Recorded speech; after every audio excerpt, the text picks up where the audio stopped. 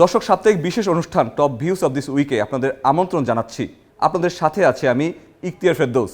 সপ্তাহ জুড়ে চ্যানেলের কোন কন্টেন্টগুলো সবচেয়ে বেশি আলোচনার জন্ম দিয়েছে, কোন খবরগুলো ছিল ট্রেন্ডের শীর্ষে, সব থাকছে আজকের পর্বে। শুরুতে জানিয়ে দিচ্ছি সংবাদ শিরোনাম। মালয়েশিয়ার পুলিশ জানিয়েছে আটক ৩৬ বাংলাদেশি আইএসের সঙ্গে যুক্ত। স্ত্রীর দেওয়া কিডনিতে প্রাণে বেঁচে পরকীয়ে জড়ালেন স্বামী। ইলন মাস্কের আমেরিকা পার্টি যুক্তরাষ্ট্রের নতুন রাজনৈতিক সূচনা। নিজ হাত দিয়ে বিরিয়ানি খেয়ে বিপাকে জোহরান মামদানি। সব বয়সের মানুষেরা কন্যা গানটি পছন্দ করেছে, জানালেন নুসরাত ফারিয়া। এসবাস্টনে মুগ্ধতা ছড়ালেন বাংলাদেশের শরফুদ্দৌলা। প্রশংসায় হাস্যা ভোগলে বাংলাদেশের ফুটবলের নতুন এক জাগরণ হতে চলেছে। মালয়েশিয়ায় আটক হয়েছে ৩৬ জন বাংলাদেশি। মালয়েশিয়ান পুলিশ জানায় আন্তর্জাতিক জঙ্গি সংগঠন আইএসের সঙ্গে জড়িত ছিল তারা। বিস্তারিত আহসাফুল ইসলাম আকিফের রিপোর্টে। মালয়েশিয়ায় আটক ৩৬ বাংলাদেশি আন্তর্জাতিক জঙ্গি গোষ্ঠী ইসলামিক স্টেট আইএসের সঙ্গে জড়িত বলে জানিয়েছেন দেশটির পুলিশ মহাপরিদর্শক দাতুক সেরি মোহাম্মদ খালিদ ইসমাইল। তিনি বলেছেন, আটককৃতদের মধ্যে কয়েকজনকে ইতোমধ্যেই ফেরত পাঠানো হয়েছে। ৩০ জুন সংবাদ মাধ্যম নিউ স্ট্রেট টাইমস এক প্রতিবেদনে এই তথ্য জানিয়েছে। প্রতিবেদনটিতে জানা যায়, আইএস চরমপন্থী মতাদর্শে প্রভাবিত হয়ে উগ্রপন্থী কর্মকাণ্ডে সরাসরি জড়িত কিছু বাংলাদেশিকে মালয়েশিয়ার security offence special measures act ২০১২ এর আওতায় আটক করা হয়েছে। খালিদ ইসমাইল জানান, কয়েকজন এখনও পুলিশের হেফাজতে রয়েছে এবং তদন্তের স্বার্থে তাদের জিজ্ঞাসাবাদ চলছে। এ বিষয়ে বিস্তারিত তথ্য শীঘ্রই সংবাদ সম্মেলনের মাধ্যমে জানানো হবে। খবরে বলা হয়, মালয়েশিয়া পুলিশ সম্প্রতি ৩৬ জন বাংলাদেশি নাগরিককে আটক করেছে, যারা আইএসের মতাদর্শের সাথে সরাসরি জড়িত বলে প্রমাণিত হয়েছে। মালয়েশিয়ার স্বরাষ্ট্রমন্ত্রী দাতুক সেরি সাইফুদ্দিন নাসুতিয়ান ইসমাইল জানান, এই সমন্বিত নিরাপত্তা অভিযানটি ২৪ এপ্রিল থেকে শুরু হয়। সেলাঙ্গর ও জোহর প্রদেশে ৩টি ধাপে এই অভিযান চালানো হয়। আটককৃত ৩৬ জনের মধ্যে ৫ জনকে সন্ত্রাসবাদ সম্পর্কিত অপরাধে মালয়েশিয়ার শাহ আলম ও জোহর বারু সেশন কোর্টে অভিযুক্ত করা হয়েছে। ১৫ জনকে দেশে ফেরত পাঠানোর নির্দেশ দেওয়া হয়েছে। বাকি ১৬ জন এখনও তদন্তাধীন রয়েছেন। মালয়েশিয়ার পুলিশের স্পেশাল ব্রাঞ্চের গোয়েন্দা তথ্য অনুযায়ী এই বাংলাদেশি গোষ্ঠীটি দেশে আইএসের আদলে নতুন সেল তৈরি করছিল। তাদের উদ্দেশ্য ছিল নিজ সম্প্রদায়ের মধ্যে চরমপন্থী মতাদর্শ প্রচার করা, সন্ত্রাসী কার্যকলাপের জন্য অর্থ সংগ্রহ করা এবং নিজ দেশে সরকার উৎখাতের পরিকল্পনা করা। আহসাফুল ইসলাম আকিফ, চ্যানেল আই। স্বামীর জীবন রক্ষার জন্য দিয়েছিলেন নিজের কিডনি, কিন্তু সুস্থ হওয়ার পরে সেই স্বামী নিজের স্ত্রীকে ধোঁকা দিয়ে জড়ান পরকীয়াতে। হৃদয় বিদারক এই ঘটনাটি ঘটে ঢাকার সাভারে। বিস্তারিত সাজিদ আব্দুল্লাহর রিপোর্টে। আমার হাজবেন্ডকে না আমি আসলে আমার নিঃশ্বাস ভাবতাম, জানেন, নিঃশ্বাস ভেবে আমার মোবাইলে ওর নামটা না তারেক অক্সিজেন আমার এই নামে সেভ করা। তার বিনিময়ে আমি যেটা পেয়েছি, আমি এটার বিচার চাই। প্লিজ আপনারা আমাকে একটু হেল্প করেন। স্বামীর জীবন বাঁচিয়েছিলেন নিজের কিডনি দিয়ে।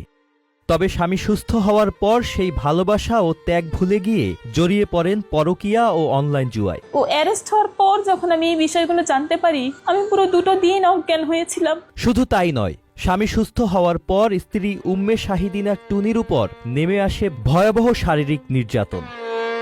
এই অমানবিক ঘটনাটি ঘটেছে সাভারের কলমা এলাকায়। নির্যাতিত স্ত্রী টুনি স্বামী তারেকের বিরুদ্ধে নারী নির্যাতনের মামলা করেছেন। তারেককে গ্রেফতার করা হলেও বর্তমানে তিনি জামিনে রয়েছেন বলে জানা যায়। বিয়ের মাত্র ২ বছরের মাথায় টুনি জানতে পারেন তার স্বামী মোহাম্মদ তারেকের 2টি কিডনি প্রায় অচল। তাকে বাঁচাতে নিয়মিত ডায়ালাইসিস ছাড়া আর কোনো উপায় নেই। অথচ তার মাত্র 1 বছর আগে এক সন্তানের মা হয়েছেন টুনি। সংসার জীবনেও সবেমাত্র 2 বছর পার হয়েছে। এমন সময়ে এই দুঃসংবাদ তার জীবনের সবকিছু লণ্ডভণ্ড করে দেয়। তারেকের পরিবারের কাছে তেমন কোনো সহায়তা না পেয়ে টুনি তার স্বামীর চিকিৎসার দায়িত্ব কাঁধে তুলে নেন। উন্নত চিকিৎসার জন্য তারেককে ভারতে নিয়ে যাওয়ার সিদ্ধান্ত নেন। এখন ডাক্তার চেক আপ করে বললো যে হঠাৎ করেই বললো যে ওর মেডিসিনে আর কোনো কাজ হচ্ছে না, এখনই ডায়ালাইসিস করতে হবে অথবা ট্রান্সপ্লান্ট করতে হবে, কোনটা করবা তোমরা আমাকে সিদ্ধান্ত এখনই জানাও। সব দিক বিবেচনা করে আমি ওকে ডায়ালাইসিসটা আসলে করাতে চাই না, আমি আসলে কিডনি ট্রান্সপ্লান্টই করাবো, আমাকে তোমাদের হেল্প করতে হবে, যেভাবে পারো তোমরা আমাকে টাকা পয়সা দিয়ে হেল্প করো। তখনও ওর ওই আত্মীয় স্বজনের ভিতরে ওর বোন ছিল, ওর দুলাভাই ছিল, ওর মা ছিল, ওর ছোট ভাই ছিল, ওরা সবাই একটাই কথা বললো যে আমরা শুধু শুনতে পারবো, আমরা কোনো কিছু দিয়েই হেল্প করতে পারবো না। আমাকে ডিটেলসেই বললো যে আমরা কোনো সময় দিয়েও হেল্প করতে পারবো না, টাকা পয়সা দিয়েও হেল্প করতে পারবো না। কয়েক বছর পর চিকিৎসকরা জানান রোগীকে বাঁচাতে হলে অতি দ্রুত কিডনি প্রতিস্থাপন করতে হবে। তখন স্ত্রী টুনি এগিয়ে আসেন, নিজের কিডনি দিয়ে তিনি স্বামীকে প্রাণে বাঁচান। টুনি ভেবেছিলেন এবার হয়তো তার কষ্টের জীবনের সমাপ্তি ঘটবে, কিন্তু বিষয়টিকে ভুল প্রমাণ করেছে তারেকের কর্মকাণ্ড। সুস্থ হয়ে তারেক জড়িয়ে পড়েন পরকীয়ায়, তালাকপ্রাপ্ত এক নারীর প্রেমে আসক্ত হয়ে পড়েন। যেই স্ত্রীর কারণে তিনি নতুন জীবন ফিরে পেলেন, একটা সময় তাকেই মারধর করতে শুরু করেন। স্বামীর নির্যাতন সইতে না পেরে গত 2রা ফেব্রুয়ারি সাভার থানায় গিয়ে তারেকের বিরুদ্ধে অভিযোগ দায়ের করেন টুনি। যখনই আমি বললাম যে আমি কিভাবে এনে দেবো, কোত্থেকে এনে দেবো, এবার এলো পাথারি মাইট শুরু হলো। তার মাইটটাই শুরু হয় টার্গেট একদম কানের কাছ থেকে, আর তার পা চলে, খুব খুব লাথি মারে আমাকে। বাড়িতে স্ত্রীকে নিয়ে যাওয়ার পর এবার নির্যাতনের পরিমাণ আরও বেড়ে যায় তারেকের। একটা পর্যায়ে প্রাণ নিয়ে পালিয়ে নিজের বাবার বাড়িতে ওঠেন টুনি। এরপর গত 22 এপ্রিল তারেকের বিরুদ্ধে ঢাকার জুডিশিয়াল ম্যাজিস্ট্রেট আদালতে যৌতুক ও নারী নির্যাতনের মামলা দায়ের করেন। সেই মামলায় গত 24 এপ্রিল গ্রেফতার হন তারেক। 1 মাস কারাগারে থাকার পর গত 4 জুন জামিনে মুক্তি পান তিনি। আমি এটা করেছি এপ্রিলের 22 তারিখে, 24 তারিখে ও অ্যারেস্ট হয়। এবার অ্যারেস্ট হওয়ার পরের দিন আমি বাসায় যাই, বাসায় গিয়ে আমি ওর মোবাইলটা পাই। ওর মোবাইলটা থেকে আমি অনেক কিছু এখন জানতে পারলাম নতুন করে, যে ও বিভিন্ন মহিলাদের সাথে কথা বলতো, মোবাইলে বিভিন্ন সময় কথা বলতো। আমি যখন এগুলো জানতে পারলাম তখন আমার ছেলেও এগুলো জেনে আমাকে বলছে, মা বাবা তো একদিন একটা মেয়ের সাথে কথা বলেছিল, তার নাম রেহানা পারভিন, আমাকে দিয়ে সেটা ডিলিটও করিয়েছিল। তো তারপরে এভাবে দেখতে দেখতে আমি দেখলাম যে ও তাহমিনা আক্তার মেরি নামে এক মহিলার সাথে অনেক বেশি কথা বলছে, একটা সম্পর্ক হয়েছে। জামিনে মুক্তি পাওয়ার পর থেকে তারেকের খোঁজ নেই। তিনি নিজের ফোন নম্বরও পরিবর্তন করে ফেলেছেন। তার ফলে তার সাথে একাধিকবার চেষ্টা করা হলেও যোগাযোগ করা সম্ভব হয়নি। এত বড় একটা স্বীকার করেছিলাম, ওর কাছ থেকে একটু ভালোবাসা পাবো আর একটু ভালো ব্যবহার পাবো, এই আশায়। এই যে আজকে আমি ওকে কিডনিটা ডোনেট করার পর আমি নিজে অসুস্থ থাকি, আমি কতদিন বাঁচবো কি আমি জানি না, সুস্থ তো থাকিই না, কিন্তু ছেলেটাকে নিয়ে আমি যাতে একটু শান্তিতে থাকতে পারি, এইটুকুই আমার চাওয়া। যে কয়টা দিন বাঁচি, আমি ওকে আসলে ফেরেস্তার মতো জানতাম, ও কখনো মিথ্যে কথা বলে না, ও যেটাই বলে সেটাই আমি বিশ্বাস করতাম। তো এই যে ট্রান্সপ্লান্টের আগে ওর আমার সাথে এত ভালো ব্যবহার, আর ট্রান্সপ্লান্টের পরে এত খারাপ ব্যবহার, এই যে 2 রকম ব্যবহার, ও যে আমার সাথে এরকম করলো, আমি তো মনে করি ও আমার সাথে একরকম প্রতারণাই করলো। আমি কেন এই প্রতারণার শিকার হলাম? Sajid Abdullah, channel I. নতুন ব্যয় পরিকল্পনা নিয়ে ডোনাল্ড ট্রাম্প এবং ইলন মাস্কের মধ্যে তৈরি হয় মতবিরোধ। সেই মতবিরোধের জের ধরেই এবার নতুন রাজনৈতিক দল নিয়ে আসছে ইলন মাস্ক। বিস্তারিত মারুফুজ্জামানের রিপোর্টে।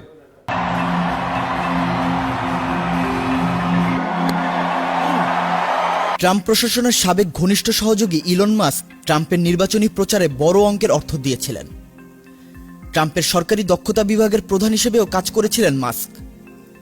কিন্তু নতুন ব্যয় পরিকল্পনা নিয়ে মাস্ক ও ট্রাম্পের মধ্যে মতবিরোধ সৃষ্টি হয়। সেই বিরোধ থেকেই মাস্ক এবার নতুন রাজনৈতিক দল গঠনের ঘোষণা দেয়। যুক্তরাষ্ট্রে নতুন একটি রাজনৈতিক দল গঠন করার ঘোষণা দিয়েছেন টেসলা ও স্পেসএক্সের প্রধান ইলন মাস্ক। দলটির নাম দিয়েছেন আমেরিকা পার্টি। 5 জুলাই সামাজিক যোগাযোগ মাধ্যম এক্সে দেওয়া এক পোস্টে তিনি এ ঘোষণা দেন। ইলন মাস্ক বলেন, আপনার স্বাধীনতা ফিরিয়ে দিতে আজ আমেরিকা পার্টির জন্ম হলো। এর আগে যুক্তরাষ্ট্রে নতুন রাজনৈতিক দল দরকার কিনা এমন একটি জরিপ চালান মাস্ক। এক্সে চালানো ওই জরিপে প্রায় 12 লাখ ভোট পড়ে, যার 2/3 নতুন দল চেয়ে ভোট দেন। 4 জুলাই ট্রাম্প বহুল আলোচিত বিগ বিউটিফুল বিল বা কর ছাড় ও ব্যয় বৃদ্ধির বিলকে আইনে পরিণত করেন। এই বিলের কড়া সমালোচনা করেন মাস্ক। তিনি বলেন, বিলটি যুক্তরাষ্ট্রকে দেউলিয়া করে দেবে। মাস্কের সমালোচনার কারণে ট্রাম্প হুমকি দেন, মাস্কের কোম্পানিগুলো কেন্দ্র সরকার থেকে যে ভর্তুকি পায় তা বন্ধ করে দেওয়া হতে পারে। মাস্কের নতুন দলের প্রভাব কেমন হবে তা এখনই বলা যাচ্ছে না। তবে রিপাবলিকান দল আশঙ্কা করছে এটি 2026 সালের কংগ্রেস নির্বাচনে দলটির সংখ্যাগরিষ্ঠতা ধরে রাখার ক্ষেত্রে ক্ষতিকর হতে পারে। এদিকে মাস্কের সঙ্গে দ্বন্দ্বের জেরে টেসলার শেয়ারের দামেও বড় পতন ঘটেছে। ট্রাম্প দ্বিতীয় মেয়াদে প্রেসিডেন্ট নির্বাচিত হওয়ার পর টেসলার প্রতিটি শেয়ারের দাম $488 উঠেছিল, কিন্তু গত এপ্রিলে তা অর্ধেকে নেমে আসে এবং সর্বশেষ গত সপ্তাহে শেয়ারটি লেনদেন হয়েছে $315। মাস্ক যতই সম্পদশালী হোক না কেন, রিপাবলিকান ডেমোক্রেটদের দুই দলীয় আধিপত্য ভাঙা সহজ কাজ নয়। দল দুটি গত 160 বছরেরও বেশি সময় ধরে মার্কিন রাজনীতিতে প্রভাব বিস্তার করে আসছে। মারুফুজ্জামান, চ্যানেল আই।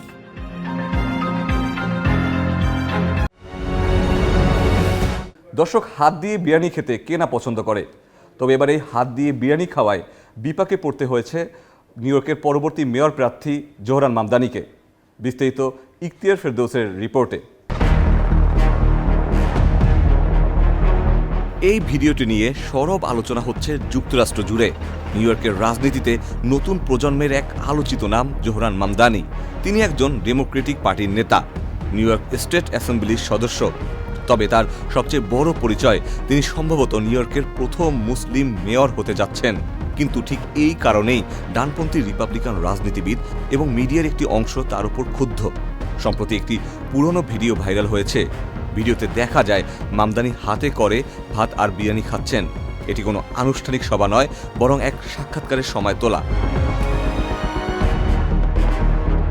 ভিডিওটি ভাইরাল হওয়ার পরপরই টেক্সাসের রিপাবলিকান কংগ্রেসম্যান ব্র্যান্ডন গিল বলেন, যদি এই সভ্য দেশে বাস করতে হয় তাহলে পশ্চিমা রীতিনীতি মানতে হবে, না হলে তৃতীয় বিশ্বের দেশে ফিরে যান। এছাড়া কয়েকজন সংবাদ উপস্থাপক ভিডিওটি নিয়ে সরাসরি বিদ্রূপ করেন। এই পরিস্থিতিতে স্পষ্ট বোঝা যায় মামদানির পরিচয় এবং তার প্রগতিশীল রাজনীতির জন্যই তারা তাকে নিশানা করছেন। এখন প্রশ্ন আসে, কেন ডানপন্থীরা তাকে ভয় পায়? মামদানি শুধু হাত দিয়ে খাবার খাওয়ার কারণে নয়, তার রাজনৈতিক আদর্শের জন্য ডানপন্থীদের তীব্র সমালোচনার শিকার। তিনি নিউ ইয়র্কের বাড়ি ভাড়া নিয়ন্ত্রণের পক্ষে জোরালো আইন প্রণয়ন চেয়েছেন, ফিলিস্তিনিদের পক্ষে ও ইসরায়েল সরকারের নীতির সমালোচনাও করেছেন। এগুলোই মূলত অনেক রক্ষণশীল রাজনৈতিক শক্তিকে অস্বস্তিতে ফেলেছে। তারা মনে করে এ ধরনের রাজনীতিবিদরা আমেরিকান ঐতিহ্য নষ্ট করছে এবং সমাজকে বামপন্থী মতাদর্শের দিকে নিয়ে যাচ্ছে। তাই তারা হাত দিয়ে খাবার খাওয়ার ভিডিওটিকে ইচ্ছাকৃতভাবে অসভ্যতার প্রমাণ হিসেবে দেখিয়ে মানুষকে বিভ্রান্ত করার চেষ্টা করছে। যদিও সমালোচকরা তাকে আক্রমণ করেছেন, তবে বহু বিশ্লেষক, সাংবাদিক এবং সাধারণ জনগণ মামদানির পক্ষ নিয়েছেন। এমনকি মামদানিকে সমালোচনা করা ব্র্যান্ডন গিলি হচ্ছেন এখন সবচেয়ে বেশি সমালোচনার শিকার। মামদানি নিজেও এক সাক্ষাৎকারে বলেছেন, আমার শিকড় নিয়ে কোনো লজ্জা নেই, আমি যেখান থেকে এসেছি তা আমার পরিচয়ের অংশ। এই ঘটনা দেখিয়ে দিল রাজনীতি আর সংস্কৃতির প্রশ্ন আজও যুক্তরাষ্ট্রে কতটা স্পর্শকাতর। জোহরান মামদানির মতো নেতারা তাদের পরিচয় এবং বিশ্বাসকে সামনে এনে দেখিয়ে দিচ্ছেন ভিন্নতা লজ্জার নয়, বরং সমাজের শক্তি। Ikhtiyar Ferdous, channel I. বাংলাদেশের চলচ্চিত্রের অন্যতম জনপ্রিয় অভিনেত্রী নুসরাত ফারিহা। তবে সম্প্রতি তিনি জিন 3 সিনেমা নিয়ে আবারও আলোচনায় এসেছেন। বিস্তারিত ইবনে সাইদ অঙ্কুরের রিপোর্টে। কন্যা গানটি আসলে শুধুমাত্র শাবনূর ম্যাম না, রুনা লায়লা ম্যাম থেকে শুরু করে সবাই অ্যাপ্রিশিয়েট করেছে। আইস্ক্রিনে আসছে আমাদের সিনেমা জিন 3। একজন সুপরিচিত অভিনেত্রী যিনি তার কাজ দিয়ে জয় করেছেন হাজারো দর্শকের মন। শুভ্রময়ী অভিনেত্রীকে অভিনন্দন জানাতে চাই এত দীর্ঘ একটি সময় কাজের মাধ্যমে আমাদেরকে সুন্দর সুন্দর মুহূর্ত উপহার দেওয়ার জন্য। আপু কেমন আছে? খুব ভালো আছে, থ্যাংক ইউ সো মাচ। খুব সম্প্রতি একটা সিনেমা যেটা দিয়ে পুরো বাংলাদেশে খুব বেশি আলোচনা, আসলে এই সিনেমাটার সাথে কাজের অভিজ্ঞতাটা একটু আমাদের সাথে শেয়ার করবেন। খুবই ভালো, জ্যাজ মাল্টিমিডিয়ার সাথে অনেক বছর পর কাজ, 7 বছর পর কাজ, এবং এই বছর আমার 10 বছর হতে আছে সিনেমায়। এবং জিন সিনেমাটা আসলে এটা তো একটা সুপার ন্যাচারাল বেস হরর ঘরানার film. So it's very different যেটা আগে আমি কখনো করেছি। সো আমার এক্সপিরিয়েন্সটা খুব ভালো ছিল এবং আই হোপ দর্শকরা এখন ওটিটিতে রিলিজ হবে আই স্ক্রিনে, দর্শকদেরও খুব ভালো লাগবে। আপু আরেকটা বিষয় আমরা খেয়াল করলাম, আপনার একটি কাজ যেখানে শাবনূর আপু নিজে থেকেই খুব বেশি প্রশংসা করেছে, সেটা আপনি আপনার নিজস্ব আইডিতেও শেয়ার করেছেন। এই বিষয়টি একটু আমাদের সাথে শেয়ার করুন। জিন 3-র কন্যা গানটি আসলে শুধুমাত্র শাবনূর ম্যাম না, রুনা লায়লা ম্যাম থেকে শুরু করে সবাই, মানে শোবিজ অঙ্গনের যাদেরকে আমরা দেখে ছোটোবেলা থেকে বড় হয়েছি, তারা সকলে অ্যাপ্রিসিয়েট করেছে যে এরকম একটা কাজ তৈরি হয়েছে। আসলে কাজ তো অনেক হয়, বাট সকলের কাছ থেকে অ্যাপ্রিসিয়েশন পাওয়াটা অনেক বড় একটা ব্যাপার। তো তাদের মতন এত গণ্যমান্য ব্যক্তিরা যখন বলেছে যে আসলেই গানটা সুন্দর হয়েছে, আমার কাজটা ভালো লেগেছে তাদের, it's a big achievement for me. আপু, আমি একটু আপনার কাছ থেকে কন্যা গান সম্পর্কে একটু জানতে চাইবো।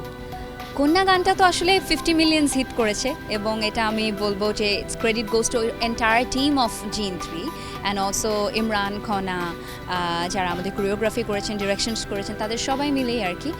It's a whole team work. So আমার কাছে তো গানটা সত্যি কথা এখন আমার অনেক আপন। I own that song and I love that song. এবং যখন ছোট বয়স থেকে, মানে 3-4 বছরের বাচ্চা থেকে শুরু করে যখন একদম যারা এখন অলমোস্ট আমার নানি দাদিদের এইজের, তারাও যখন এনজয় করছে গানটা, that is a one kind of achievement. Nusrat ফারিয়ার নাম, তার সাথে কণ্ঠ দুটি বহুল পরিচিত, আর সে জায়গা থেকে আপু একটু আপনার কণ্ঠে গানের দুটো কলি শুনতে চাই। কন্যা যেহেতু 50 মিলিয়ন হিটস করেছে, এটা কণা আপুর গাওয়া গান, but still I'll try. It's because of the love our audience gave us. আমি ডুবেছি মায়ায়, আহা কি যে করি হায়, গোপনে খুঁজি কারে, কন্যা কন্যা কন্যা রে, বলবো মনের কথা শোনা রে, কন্যা কন্যা কন্যা রে, বুকে বইছে প্রেমের বন্যা রে, কন্যা। শত বছর আমাদের মাঝেই থাকেন, শত শত কাজ আরও আসুক সুন্দরভাবে, সেই প্রত্যাশায় থ্যাংক ইউ সময় দেওয়ার জন্য। অসংখ্য ধন্যবাদ আপনাকেও, এবং সেই সাথে চ্যানেলের সকল দর্শককে অনেক অনেক ধন্যবাদ।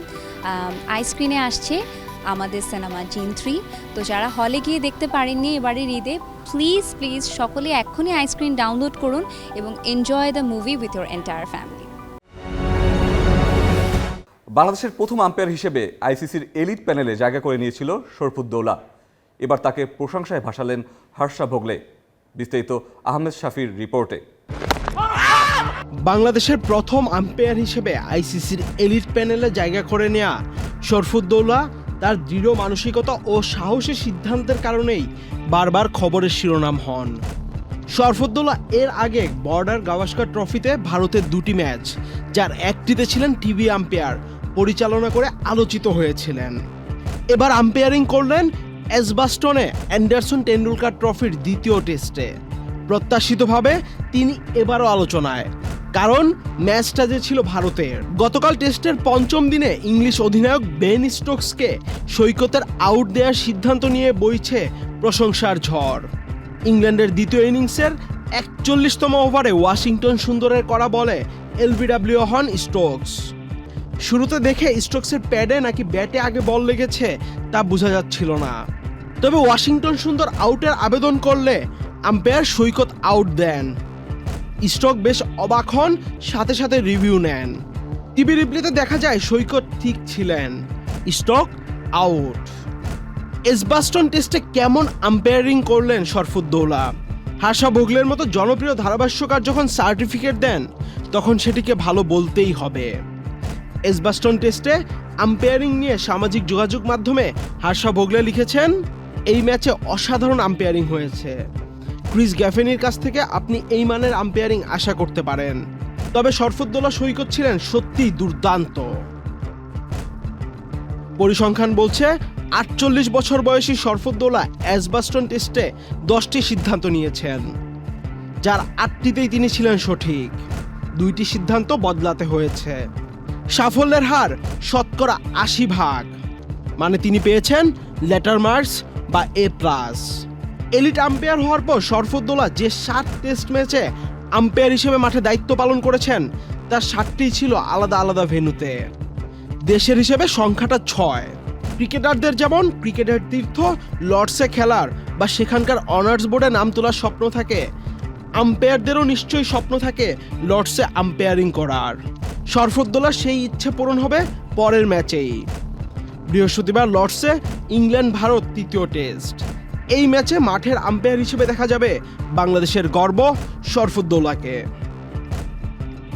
আহমেদ শাফি, চ্যানেল আই। নতুনভাবে যেন জীবিত হয়েছে বাংলাদেশ ফুটবল। নতুনদের আগমনে পুরুষ দল যেমন দেখাচ্ছে আশার আলো, ঠিক তেমনি নারী দল গড়েছে বিশ্ব রেকর্ড। বিস্তারিত মুইন তাজদিদের রিপোর্টে। বাংলাদেশে ফুটবলে শুরু হয়েছে নতুন এক জাগরণ। হামজা সমিতের মতো তরুণদের আগমনে পুরুষ দল যেমন নতুন আশার আলো দেখাচ্ছে, ঠিক তেমনই ইতিহাস গড়ছে নারী দল। সম্প্রতি এশিয়া কাপের মূল পর্বে জায়গা করে নিয়েছে বাংলাদেশ জাতীয় নারী দল, যা দেশের ফুটবলের ইতিহাসে এক নতুন মাইলফলক। শক্তিশালী আসিয়ান দল মিয়ানমারকে হারিয়ে বাংলাদেশের মেয়েরা পৌঁছে গেছে এক নতুন দিগন্তে। দক্ষিণ এশিয়ার গণ্ডি পেরিয়ে বাংলাদেশ এখন এশিয়ান ফুটবলেও মাথা তুলে দাঁড়িয়েছে। এই এশিয়া কাপ শুধু টুর্নামেন্ট নয়, এটি 2027 নারী বিশ্বকাপের বাছাই পর্ব। সেমিফাইনালে ওঠা 4 দল সরাসরি খেলবে বিশ্বকাপে। কোয়ার্টার ফাইনালে হারা দলগুলোর জন্যও আছে প্লে অফের সুযোগ। আর এই 8টি কোয়ার্টার ফাইনালিস্ট খেলবে 2028 অলিম্পিক বাছাই পর্বে। শক্তিশালী বাহরাইনকে 7-0 গোলে উড়িয়ে দেওয়ার পর মিয়ানমারের বিপক্ষে 2-1 গোলের রোমাঞ্চকর জয় বাংলাদেশের মেয়েরা শুধু জয় পায়নি, জয় করেছে আস্থা, সাহস আর সম্ভাবনার মঞ্চ। এই সাফল্য শুধু গর্বের নয়, এটি হয়ে উঠেছে এক নতুন স্বপ্নযাত্রার সূচনা।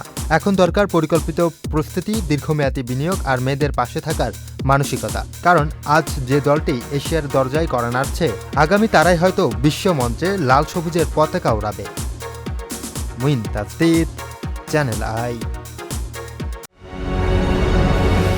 দর্শক, এই ছিল আমাদের এই সপ্তাহের বহুল আলোচিত খবরের বিশ্লেষণ। আপনাদের কোনো মতামত থাকলে নিচে কমেন্ট করে জানান। তবে ভুলে যাবেন না, পরের সপ্তাহে আমরা নিয়ে আসব নতুন সপ্তাহের সেরা ঝলক। আপনাদের কাছ থেকে বিদায় নিচ্ছি আমি ইখতিয়ার ফেরদৌস। দেখা হবে পরবর্তী টপ ভিউজ অব দিস উইকে।